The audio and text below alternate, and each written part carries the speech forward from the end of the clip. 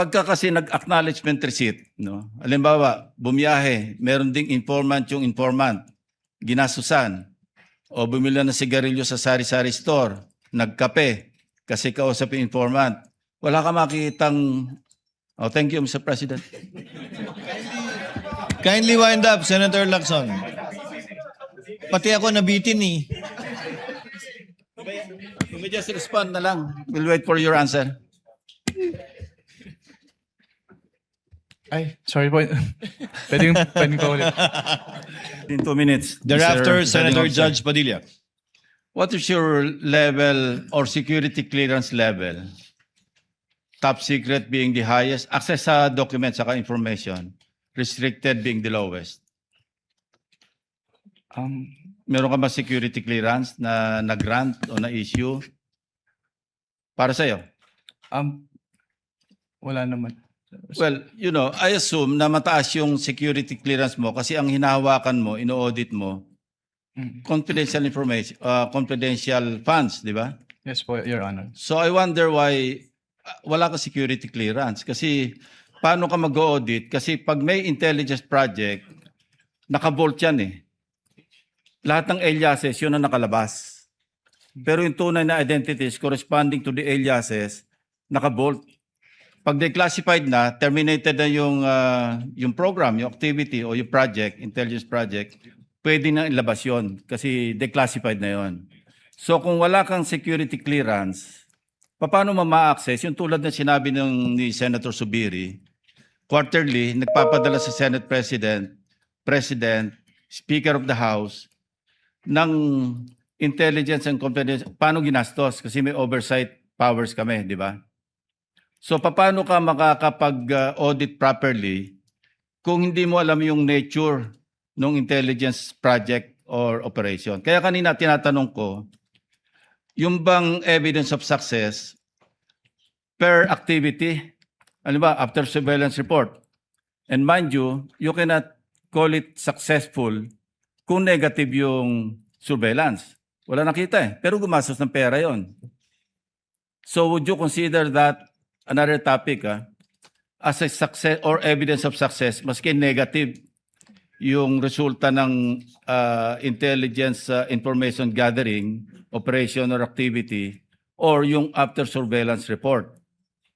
So kung walang result, negative, ano yun, hindi successful? Hindi pwedeng i-clear? Nakalagay po kasi yung nature ng item is payment of reward. So dapat... No. Pagka kasi nag-acknowledgement receipt, no? Halimbawa, bumiyahe, meron ding informant, ginasusan, o bumili ng sigarilyo sa sari-sari store, nagkape, kasi kausap yung informant. Wala ka makikitang, oh, thank you, Mr. President. Kindly wind up, Senator Lacson. Pati ako nabitin eh. You may just respond na lang. We'll wait for your answer. Ay, sorry po. Pwede pa ulit. Ulitin ko hindi lahat ng after surveillance report successful. Negative eh. Wala nakita. Pero gumastos. Hindi lahat ng intelligence gathering information successful. Kasi negative. Pero may gastos yun. How would you classify that? Evidence of success ba yun o hindi? These are practical questions Kasi galing ako dyan kaya alam ko yung kalakaran. Opo. That calls for... Yun nga wala ka security clearance kasi. Kasi naka-vault lahat yan. Pagka intelligence project, naka-vault. Pag declassified, terminated yung project, saka ilalabas yun. Nandun lahat yung mga tunay na pangalan ng mga aliases. Opo. Kumuha ka ng security clearance. Wala nga raw.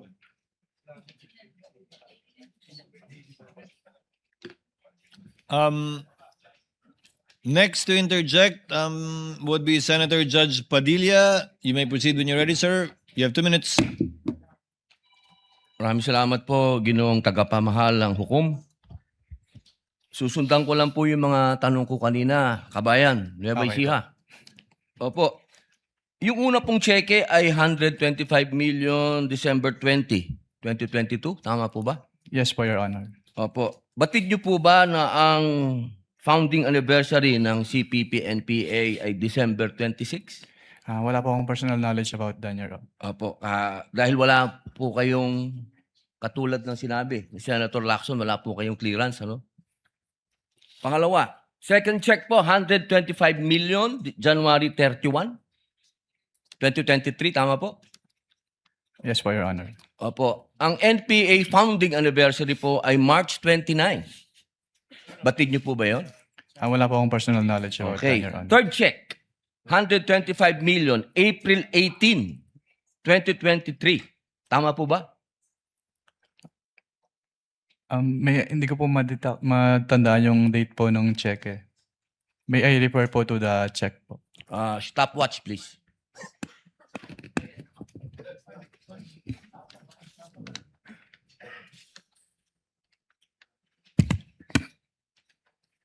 April 18, 2023 po, yung 125 million.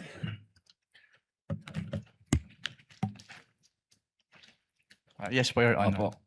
Ang 50th po, golden anniversary ng NDF, National Democratic Front, ay April 24. Kaya ko po nabanggit lahat to. Ito pong mga dates na to, nung December 26, March 29, April 24, lahat po ito, walang nangyaring attack. Lahat po foiled.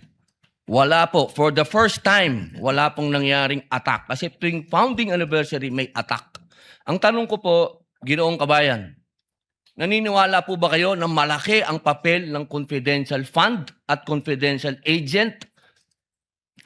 Depende po yun sa kung ano po talaga yung mandate ng agency po, Your Honor. Alam naman po natin na ang DepEd, diyan po nanggagaling ang tinatawag naming sa Communist Party po, ano? Meron po kasing pangkat gerilya, ang pangkat politikal. Yung pangkat politikal, yan po yung mga estudyante na nanggagaling sa universidad. Sang-ayon po ba kayo doon? I cannot answer that po, Your Honor. Okay, dahil wala nga po pala kayong clearance. Maraming salamat po.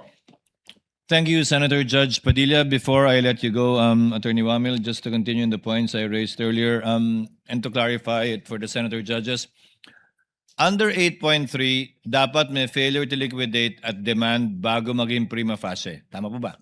Yes po, based on the provision po. But the provision simply cites what? Ano po yung basis ng 8.3? Jurisprudence po, Your Honor.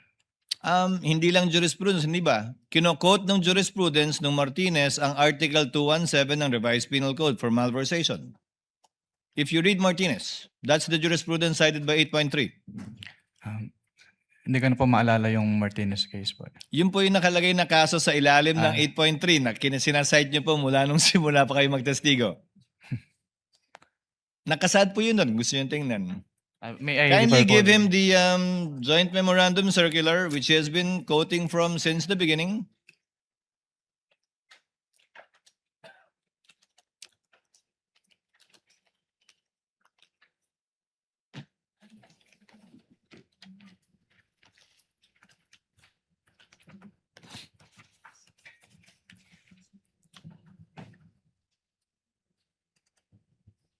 Based on this provision po, yes po, Your Honor.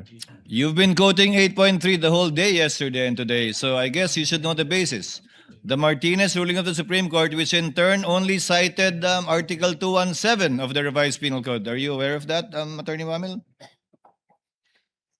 Which basically says na may prima facie para mag-file ng information ng Sandigan Bayan laban sa isang opisyal. Yan po yung kasong yan, hindi po ba?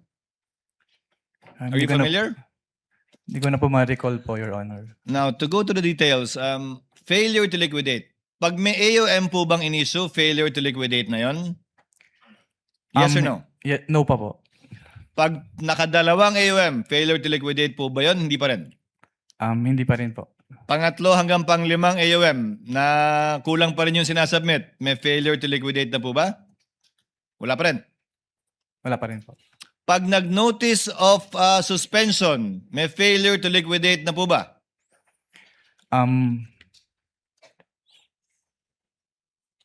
May failure to liquidate na po ba sa inyong interpretasyon, dahil auditor naman kayo, kapag ka nag-issue na ng notice of suspension?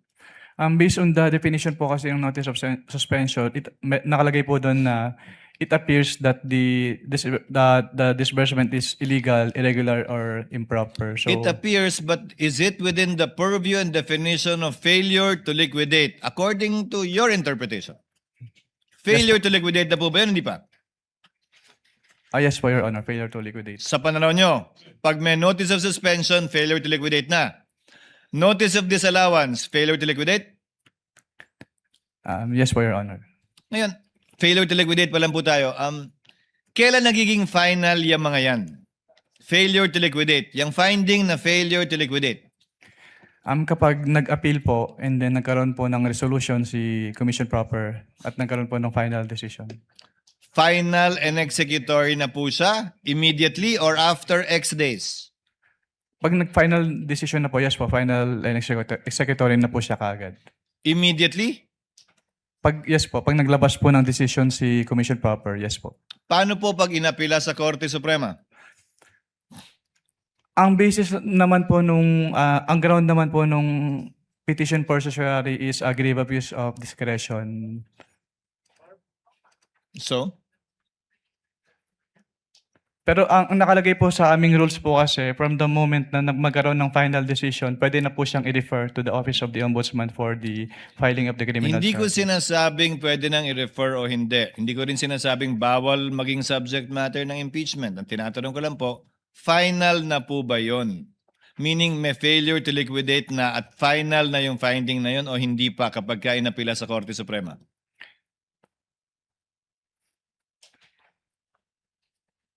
As a lawyer, Attorney Wamil, come on. Po.